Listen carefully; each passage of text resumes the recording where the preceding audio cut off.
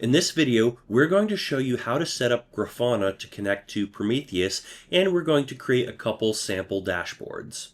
We also have another video showing how the full stack of monitoring components is set up all in one video. Check the link in the description or the playlist if you want to see that video.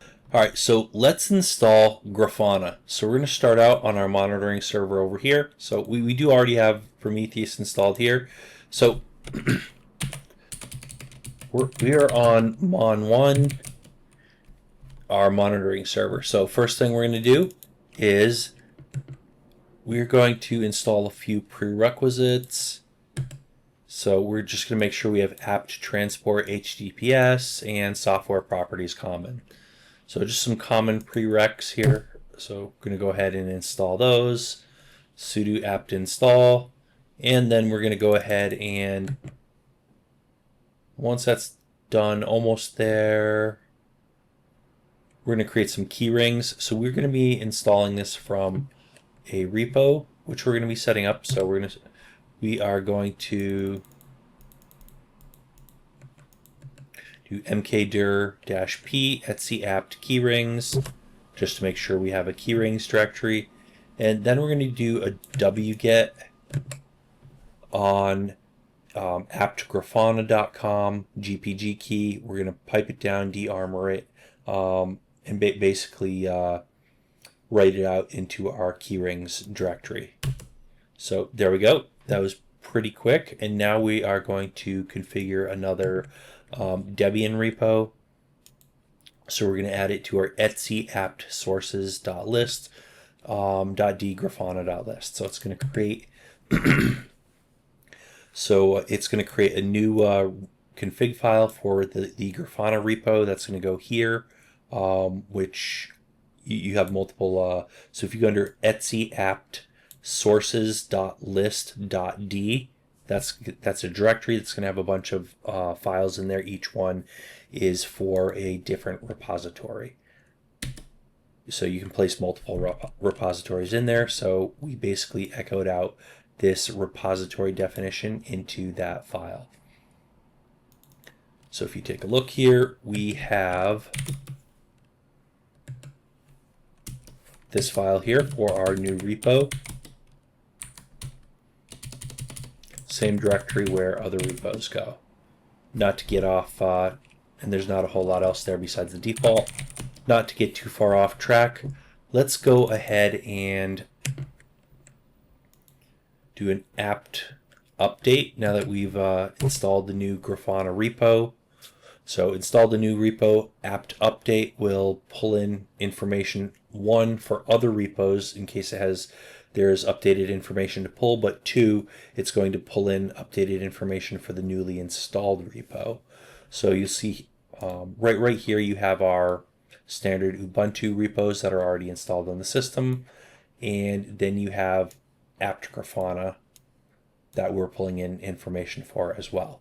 So next we're going to actually install the package for Grafana, and this is great because we can keep it up to date using the package as well. So sudo apt install Grafana.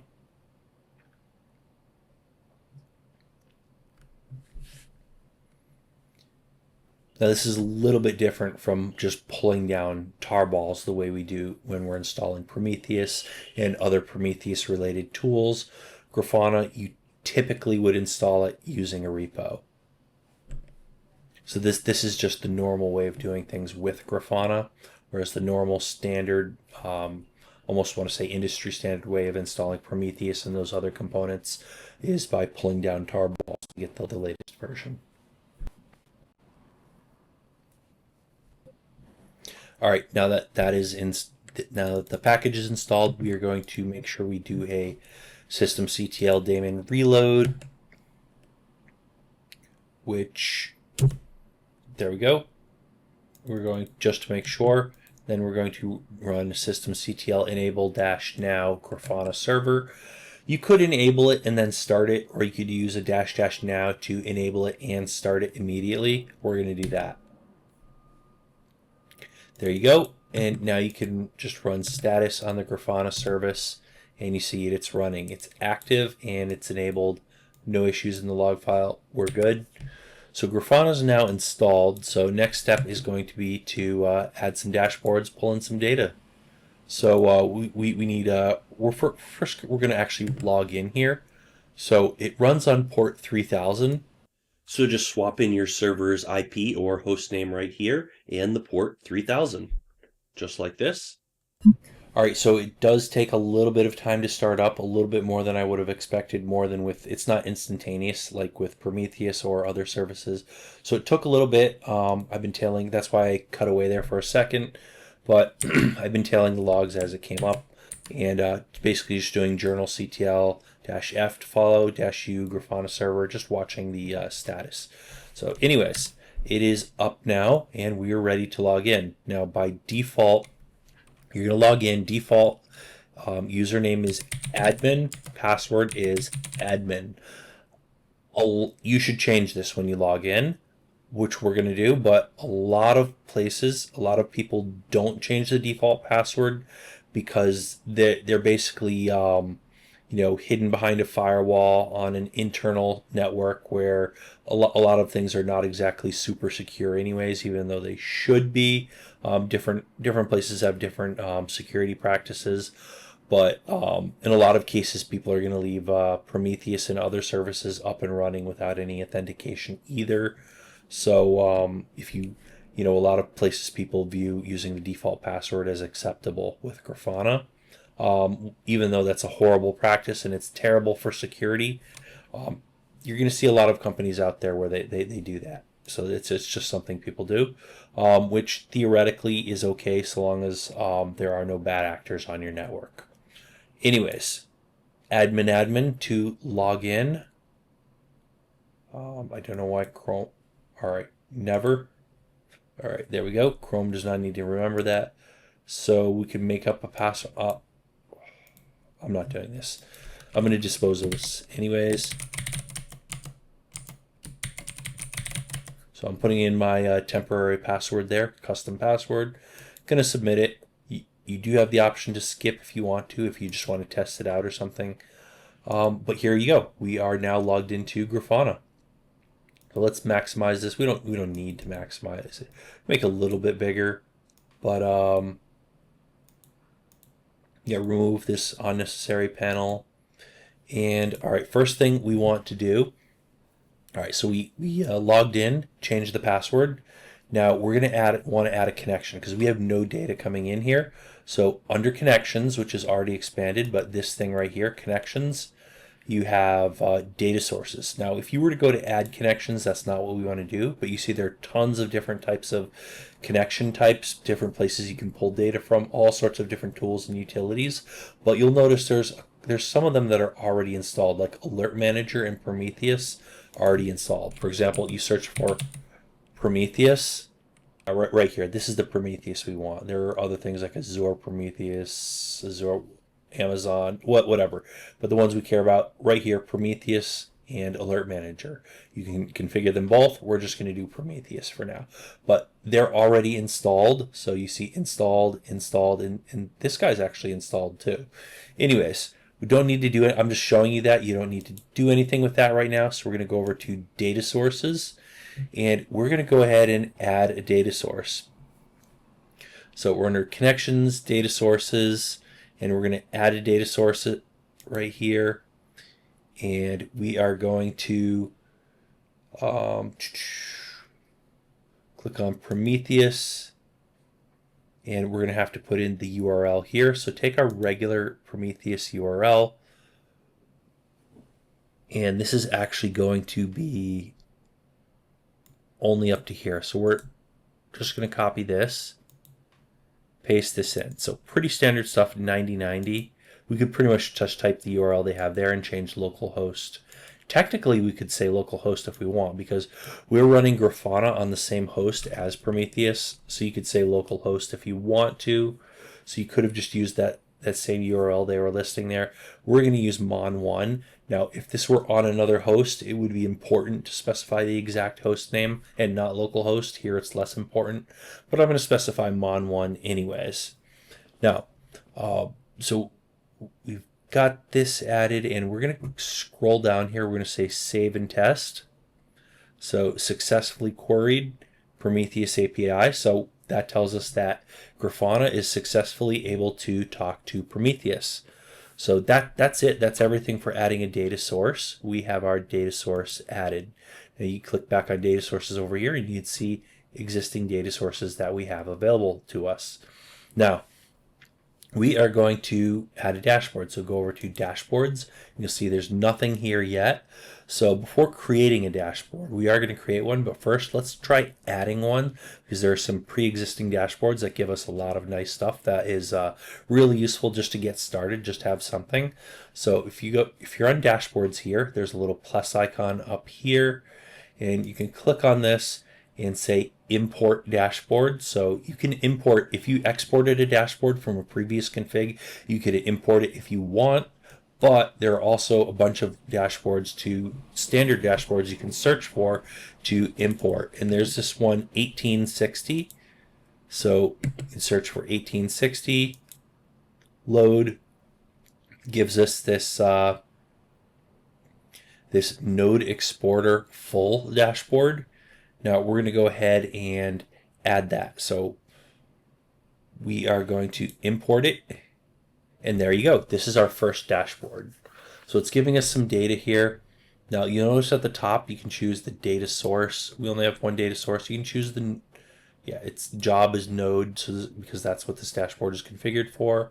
Node name, app1, and mon1. So right now we're getting data for app1. That is our app server that only has Nginx on it. And you can see it's only been up for a little while, so you can see some data here. You can see a spike here. We were doing something here. And yeah, I think this is where I took the host down. I was doing some testing, so you can see a gap here. I should actually set the time to not the last 24 hours. I should set it to like the last 3 hours. There you go. Now this gap is where I shut down. I believe that's where I shut down app1.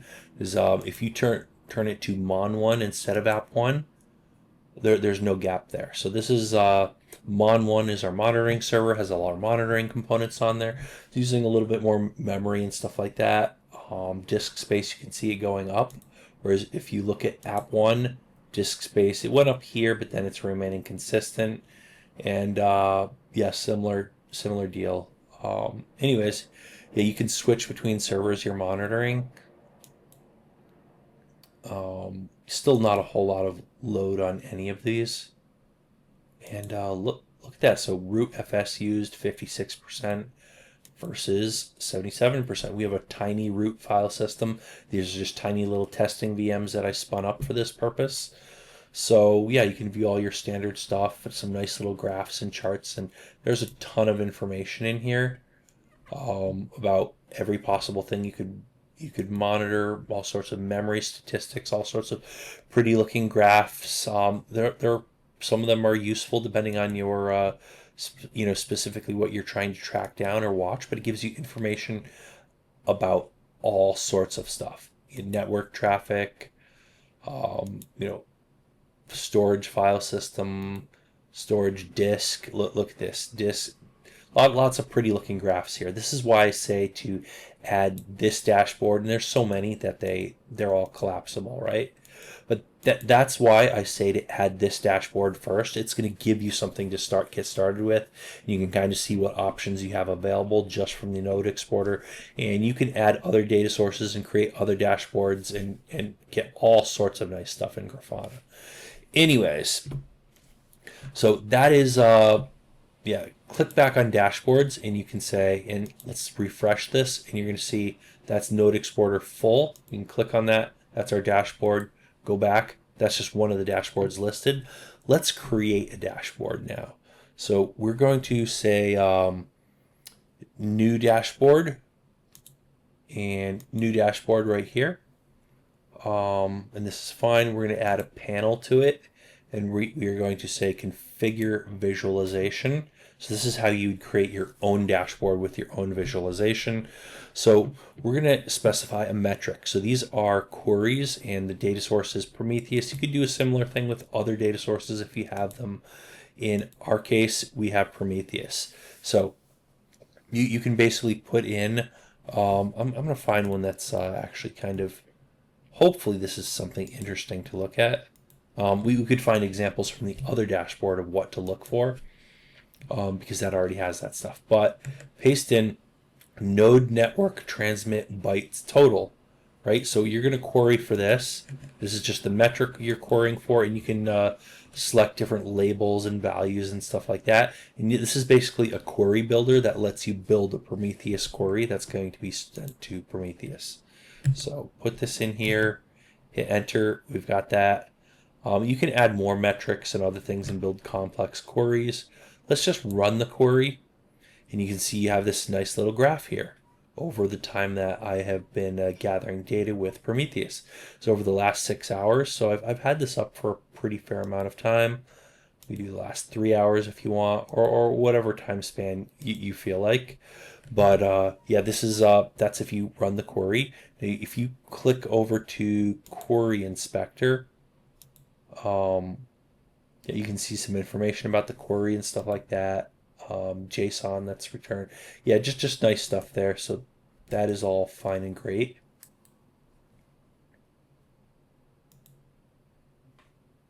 Yeah, I broke something there. So let's just start over. I didn't save that. I don't know how I managed to do that. Anyways, hit enter, run query. You can run the query and visualize what am I doing here? All right, hit enter. There you go. Run query. There's our data, right? Now, notice over here, this little thing here, it says builder and code. Builder is your query builder that lets you select things and build a query, so it helps you build queries.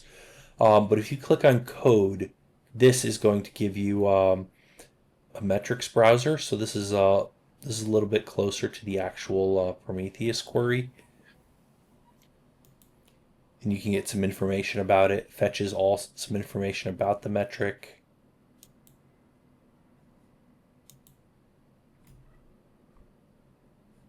So let's go back to builder, and I don't want to go over too much more of this.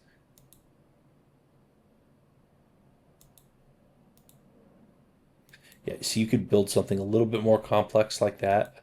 So filter only for one. And this right here, you could take this and you could paste this into Prometheus. This is the same type of, this is PromQL, the same type of query you would use in Prometheus. So you could paste this right here into Prometheus and execute it. And this is the data that Prometheus returns. And you can check a nice little graph in Prometheus. So you could take this same Prometheus graph, and this is over 5 minutes. You could look at it over, if you look at it over 6 hours, it's starting to look very similar to what we saw over here in Grafana.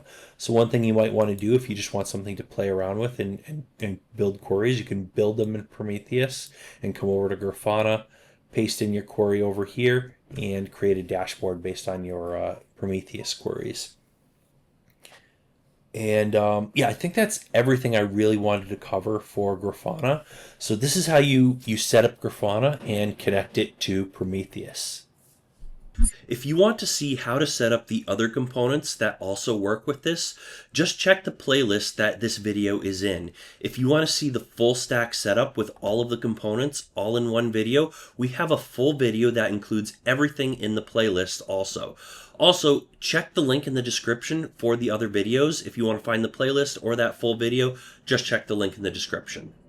If you found this video useful or interesting, you might want to give me a thumbs up for this video. If you have any questions, comments, or criticisms, feel free to leave a comment down below. Also, leave a comment if you want to share your own experience or if you've tried this out yourself. And also, most importantly, make sure you hit that subscribe button so you don't miss out on our other great tech content. We're covering hardware, software, electronics, robots, 3D printing, Raspberry Pis, and more. Also, hit the bell icon so you actually get an update when we do come out with new videos. Otherwise, YouTube won't let you know.